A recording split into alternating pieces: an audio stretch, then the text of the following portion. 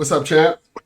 What's going on? Oh man, it's just been one of those days, man. I'm sorry for the misunderstanding. Let me let me let No, me. it goes both.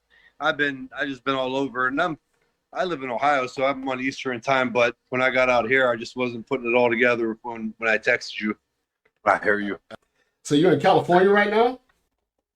Las Vegas. Oh, Las Vegas. Okay. So what are you doing out in Vegas now? Um, Me and my buddy, we got a sports testing business that we're doing right now, and it's really taken off. But you know, not too much that we could really go into. But Okay. yeah, it's pretty neat. So we're getting ready to launch here pretty soon, Okay. and it's for help out the young athletes, and you know, it's kind of like combine training, like with Oh. NFL combine, but it's Okay. for all the sports. And Okay. Yeah. So champ, first of all, I wanted to thank you for doing this. I really appreciate it, and I was just reminiscing. Of course, last month we lost a great middleweight in Marvelous Marvin Hagler. And even though he was from Brockton, Mass., he was born and raised in my hometown of Newark, New Jersey. I used to work with a gentleman that when Marvin was in school, he used to bully him. And looking back on it and looking, at his career, um, one of the greats that we lost. And I don't think it would be fitting if, I did an opening show with a great middleweight in yourself and didn't talk about him. And, everybody gave their accolades and everything. But, to me, once again, he was simply marvelous. And, man, he will be sorely missed. absolutely, rest in peace. I got to meet him at the International Boxing Hall of Fame too, and Mhm. such a great guy. Just how can I put it? Humble is not the word. He came up, he talked, he respected everybody there. Took all the time because it's Marvin Hagler, and people Right, always wanted they were going to flock to him, and super great guy too, right, and phenomenal. I mean, he'll go down 300 years from now. Marvin Hagler will be talked about. right, right. Yeah, truly a great loss. But on that note, Cal, let's talk about you and what you're doing now, and let's reminisce on some of your great fights that you had. Recently, I was watching you again against Edison Miranda. Man, that's got to be one of the greatest in 2000, one of the greatest fights. And you guys came out throwing guns. I mean, it was bombs away. It was just like nonstop, and Yeah, action packed. So yeah. It was a great fight. And I could actually put that up there with the Jermaine Taylor, the Jermaine Taylor fights, the Hopkins, and all the other big fights. Nobody gave me a chance going against Edson Miranda. wow, Edison Miranda was the monster. He was the most feared fighter, right, and rightfully so. I mean, he was going in there beating everybody and hurting them. wow, And we watched film on Edison Miranda, and Edison Miranda was at his most dangerous when he was backing you up and he was able to throw his wide looping shots. And I seen even with people that moved a lot with him, right, they would move right into one of his big punches. hmm Um, our game plan was to go in there, back him straight up, have him punch off his back foot, and I'll strengthen him. We knew my power, we knew my strength and my conditioning, and can he handle mine? That was the big question. Oh well, it was definitely a factor that we looked when I looked at the fight again. I knew he couldn't handle it because I mean, he was hitting you with shots, but every time he would hit you with shots, I don't know if you ever got a chance to see the movie the first Terminator, and when the cops were hitting Arnold Schwarzenegger with these shots, and he would just take them and just come back, and Yeah, it didn't. He wasn't deterred in any factor. And then I was like, oh man, this is going to be a long night. I was like, somebody's going to sleep. Somebody's yeah, going to sleep. And watching you, I mean, your method. You were just like a workhorse. Nothing. When I say like fancy, I mean to say nothing flashy or anything like that. You had a job to do, and nothing was going to deter you from doing that job. In that fight. Yeah.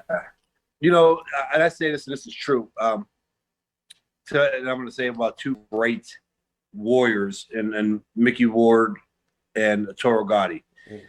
But the first two rounds, even the first three rounds of me and Edison Miranda, I mean, if we were as popular at that point as the Gotti Ward, you could throw that up there in some of them rounds. I mean, the second round, we didn't leave the corner of just trading punches. And you're talking about middleweights, not lightweights or junior welterweights. You're talking about two of the biggest punchers. I have yet to see an exchange like that for that long. You may see it for like 10 seconds, 15 seconds.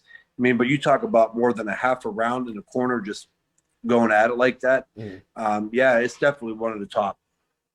I mean, it was an incredible fight. And then, of course, you come to the seventh round, and you drop them, and I think maybe it's the sixth or the seventh, and you drop them, and Steve Smoger takes the mouthpiece out, and gives him, I think a little more time than he needed.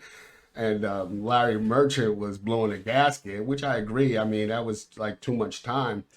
And then you just come right back in and just like, finish the job that you started. And man, amazing fight. And, a lot of people don't realize, and you can correct me if I'm wrong, when you have a fight like that, and especially if you're on the receiving end of defeat, you're never the same.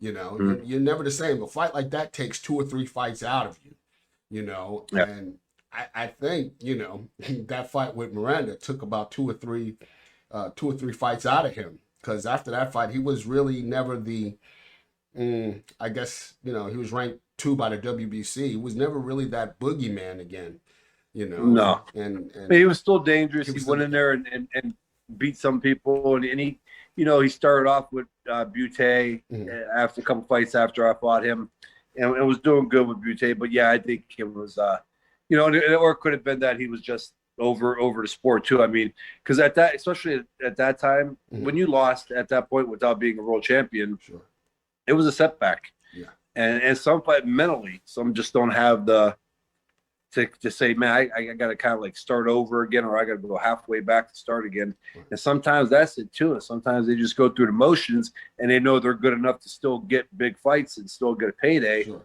And that happens with a lot of guys. Right. But that was an amazing fight. And then that brings you, and that puts you up in the driver's seat against Jermaine Bad Intentions Taylor, which if people haven't seen that fight, another great middleweight fight, they definitely need to YouTube it and go back. That was an incredible fight with you and Jermaine. I always perceived Jermaine as a good athlete, being from the seeing things from the outside looking in. I always thought he carried his left a little too low, but a lot of guys think they can get their jab up faster. And I was always saying, man, if a guy with a solid right hand ever goes over the top, that's it, and can pop, that's it. And lo and behold, you and him match up, and man, let the fireworks begin. When he dropped you, I think it was the second round, correct? Yes. The second round, you immediately got back up and you went back to your corner. And tell us what you said back then, in the corners. So I got right back up, and then I survived the round, and a lot of people, of course, that ain't fans were like, they should have stopped it. But I mean, I was tying up, I was hitting. I mean, my legs were gone, but I was showing that I knew what was going on. Sure. And then we went back. So the main thing was I knew I'd be okay if I could survive that round. Right. And when I got back to the corner, I was trying to keep everybody else calm. That's kind of like what I do, because I feed off everybody, but. Right. I also, if I'm going to feed off of them, I got to keep them calm, right? Right, So exactly. I went back trying to play it off like I'm okay, man. I'm good. I'm Yeah, good. And so that way they would come down a little bit and they could get back to do what they're supposed to be doing, which giving me, the tips for the next round. sure, sure. So yeah, that was more so what was going on that round. And there was nothing that needed to be said to me in that round. Yeah, I know my mistake. I knew what happened. And then we went on from there. yeah. Like I said, when you went back to the corner, yeah, from what I could gather, you were just saying, "Yeah, I'm okay. I'm fine." Yeah. you were just like, "Hey, it's under control." But one thing I Yeah. did notice that that was his best shot that he hit you with, and you got up immediately. But every time you were able to hit Jermaine with that right hand, it shook him. It stopped him dead in his tracks, you know. And he was just like he would fire Yep. back, but I think it was a lot of instinctively. But I think you know the way I perceive it, sometimes you look at a waterfall and you look at water on a rock. It doesn't look like it's doing anything, but if you look at that rock real closely, that rock is wearing down. And every time as the rounds would go by, every time you would hit him with a right hand, he would stop and then begin to back up. And then Yep. it was amazing. And then Well, so in a fight, that's kind of what goes on. Like you're slowly setting it up. Boxing it's a chess match, oh yeah, and you really got to think like you got split seconds to keep making moves. Next attack, your next strategy, you're dodging fucking punches from a professional champion. You know what I right, mean? A right. professional athlete. So it's hard. But yeah, I started finding my range. I started finding the mark, and that's where I knew it was like a matter of time. In that fight, I mean, after the third round, I knew it was mine. I came out, I sucked the entire boxing life out of Jermaine Taylor. Oh yeah, You figure after what he did in the second round and threw all them punches, expended all that energy, right. and thought he had me out. And then I turned back around in that third round and I threw over 98, 99 punches. Yeah. It's hard to come back from that and closer to victory. Oh yeah, absolutely. And like I said, I noticed that when you were hitting him, it was just it was almost like taking the life out of him, like saying, "Man, you can watch a fighter and look in his face and just see the life or the fire just draining out of him." And looking at you, once again, you became that guy on a mission. Like nothing's going to stop me from completing the job I came out here to do, and that's to win the world middleweight championship of the world. And in that round where you hit him with that right hand, I mean, he just stood right in his tracks. He was dead. At that point in time, what was going through your mind as Yeah. far as finishing him? What you almost like took a stutter step as if to say, "I got you now." So good question. So going back to that, again, you've noticed things, especially when you fight so long and you're a power puncher and when you hurt people.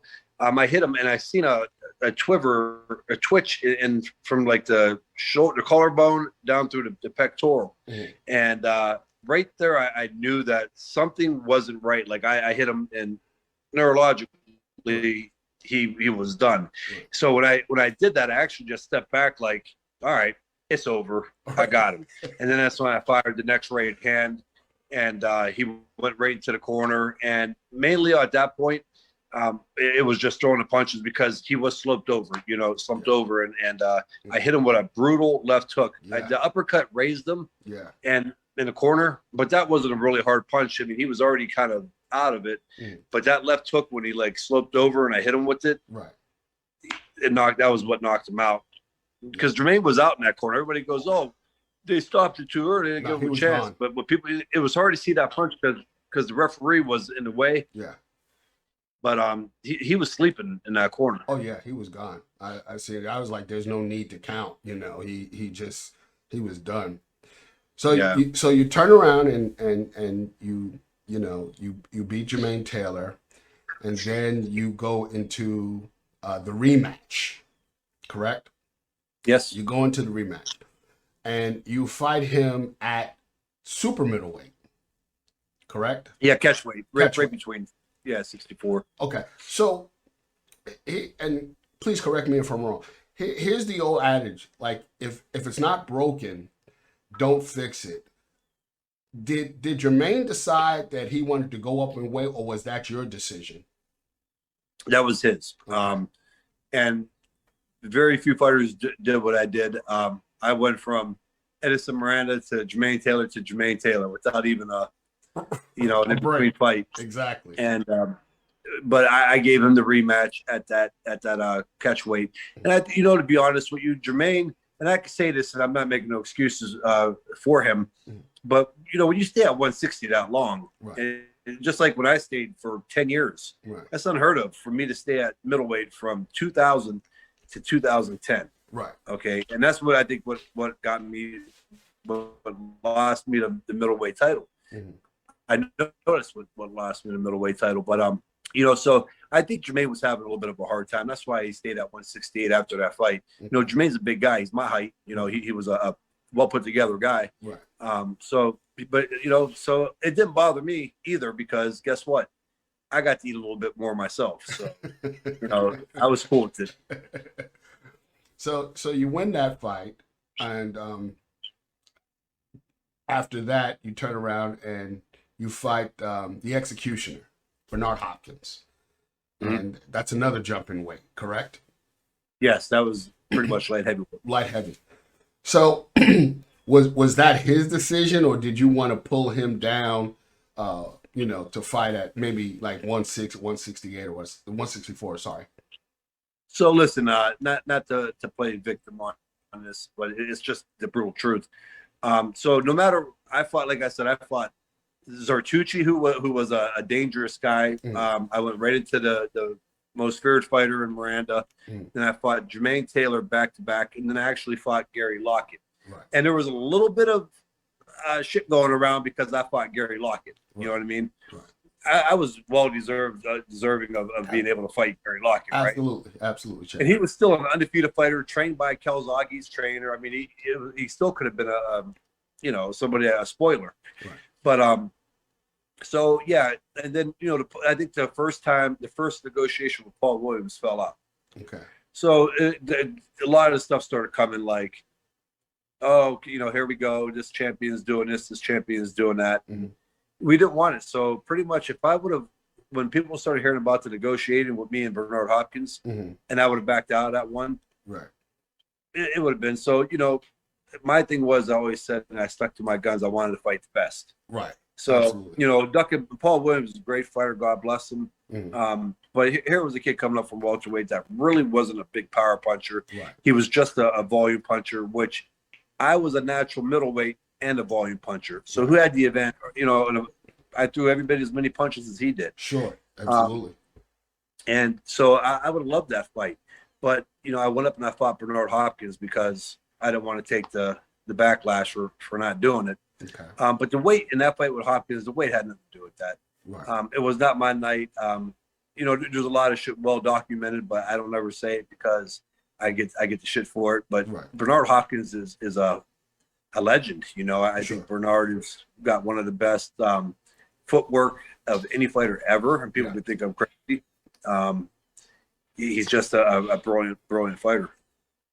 So in that fight, I thought this of you. I said, well, going into the fight on paper, Shakespeare once said, "Youth will be served," meaning you. And I said, Kelly can win this fight if he dictates the pace of this fight and don't allow Bernard to set traps and fight at Bernard's pace, where Bernard's like to set traps and do these different things and almost come into a point of, because I think at his age at that time, what was he, 40? Was he 49? No. 49? I can't. I know. No. About 46. I would have to go back and look at it. Okay. He might have been up there. I would say 40, either 46 to 48, between 46 and 48. Because you were 26 at that time, correct? 2008. Yes, I would have been 26, right. maybe 27. So I think there was a 15 or 20 year age gap. But I knew. I said, well, I said, listen, I said, Pavlik can win this fight, but he has to go into with it just like he did against Jermaine Taylor, and he's got to stay on him and make Bernard fight 3 minutes of every round. And of course, like you said, it wasn't your night. You came up short, and then we go back down. You fight. Well, let's go. Let's just do one thing on that too, though. And, Okay. and again, I'm just going to put it this way. Yes, sir. Now, I know you don't. You should never use, because styles make fights. You Right. should never use two of the same opponents as a measuring stick, right? Right. Just because I beat Jermaine Taylor didn't mean that I could beat Bernard Hopkins. Right. But the way I beat Jermaine Taylor, I shouldn't have gotten beaten by Bernard Hopkins like that. Exactly. You get what I'm saying? Yeah, absolutely. Absolutely. Like if I had lost to Bernard Hopkins, but it was, I won 4 rounds or 3 rounds, Right. and some of them were close. Right. Understandable. Sure. So that goes to show you that, I went through a lot of different, what's where I'm looking for, a lot of different shit fighting guys like Miranda, Sure. Taylor. Mhm. Even early on in my career, I've made changes. I adapted. That fight, I couldn't. So it goes to show. Yeah, absolutely. And so after that fight, you turn around and you fight. Was it Martinez? Correct. Well, I had Marco Antonio Rubio. Yeah, Rubio. And then, Which was a big. That was another big win. A lot of people, they don't get the credit. Like Rubio went on to win a world title and Right. actually knock out Lemieux. So that was a big win.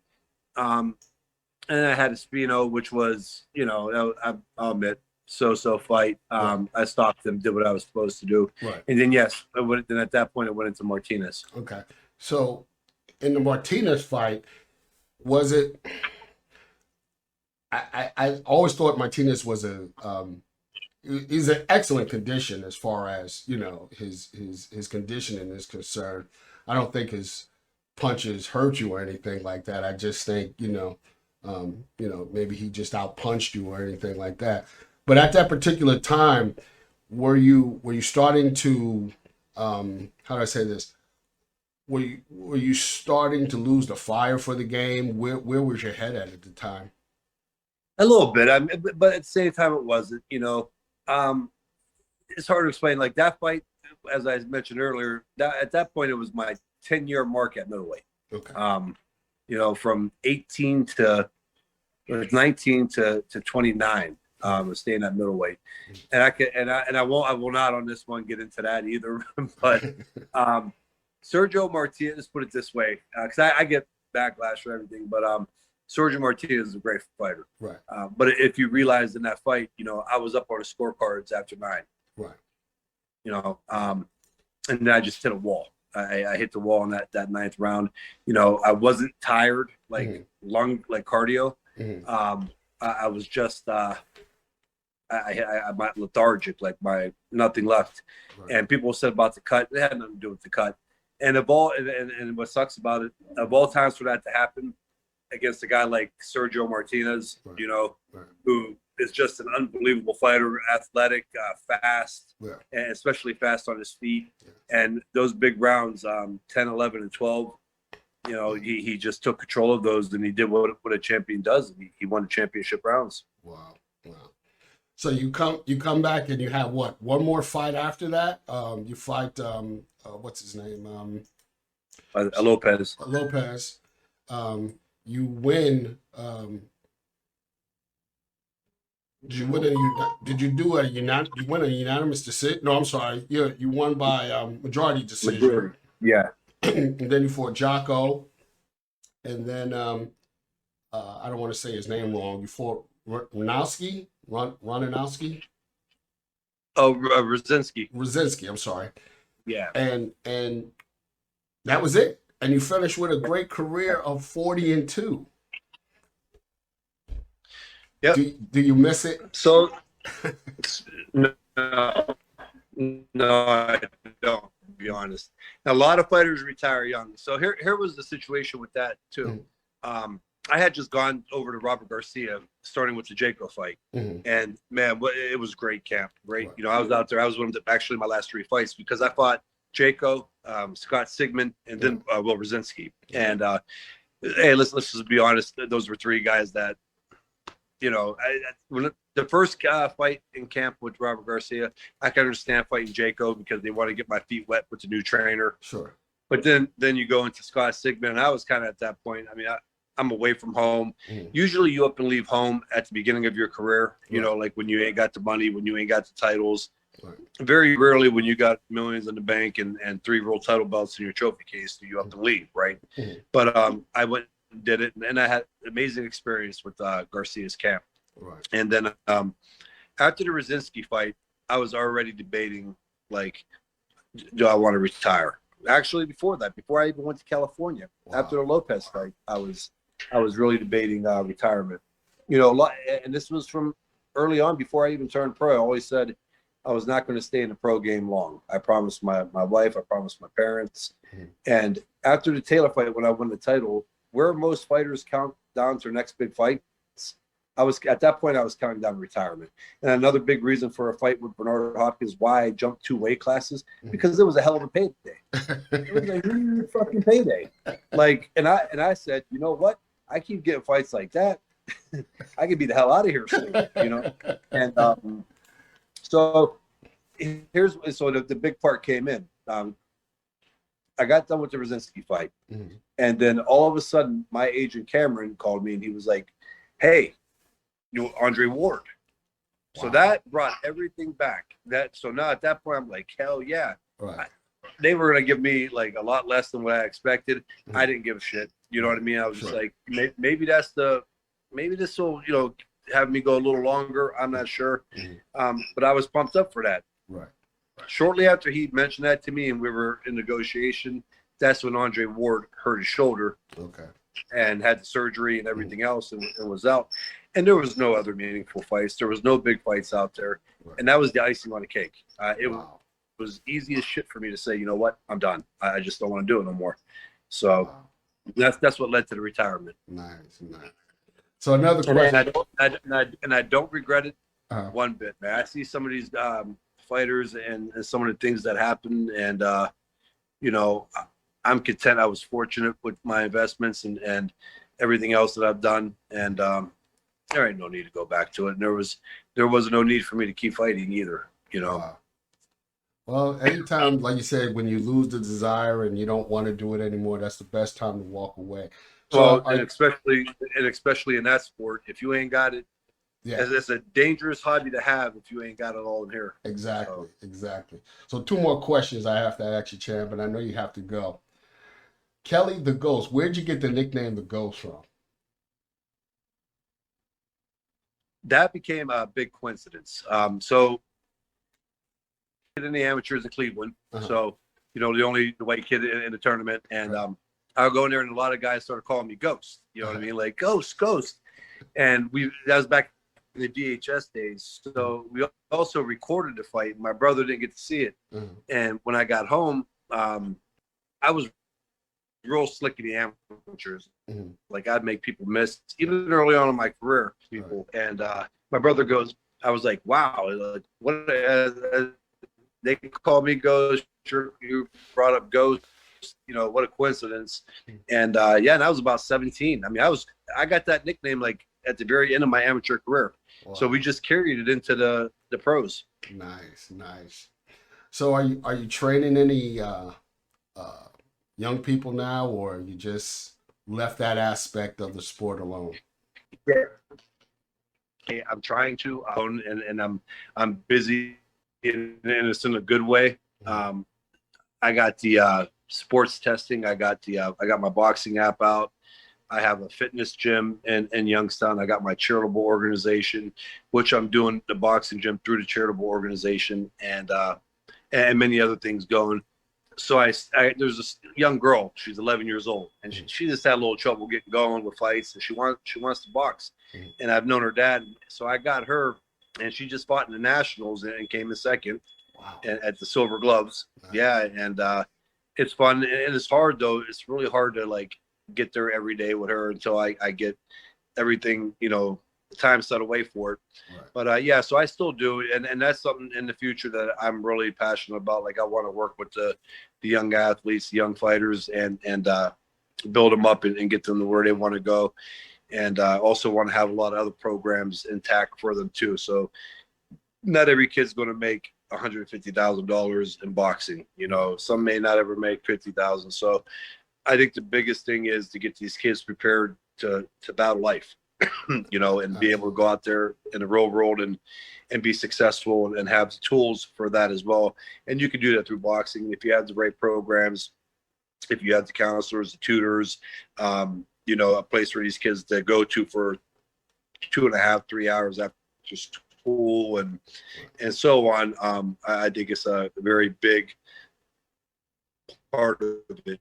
Anytime you can keep a kid off the streets for 2 the other things into a very big thing. So that's what I'm looking forward to. That's awesome. Well, Champ, my coffee's getting cold. You've been on Coffee with the Champ. Of course, that's you. I want to take this time to say thank you, and I'm honored to have you as my first guest on the show. I look forward to hearing great things. I don't know if you can see my back wall here. Can you see the Yes, I can. Stuff? Okay, so you know what's missing? Yeah, you ain't got a ghost up there. You know what you got to do, Champ. Listen. Absolutely. All the best. Hit me up on in my inbox, and I'll get you one out, man, for sure. Sounds great, Champ. Listen, all the best. Much success to you. God bless in all your endeavors. And please feel free to come back anytime on my show. You're more than welcome. I really appreciate all the time and, you taking time out your busy schedule to come and be my guest on Coffee with the Champ. I appreciate you. Oh, no problem, man. Thank you. Thank you. That was a good time. All right. Have a good one. You too. God bless.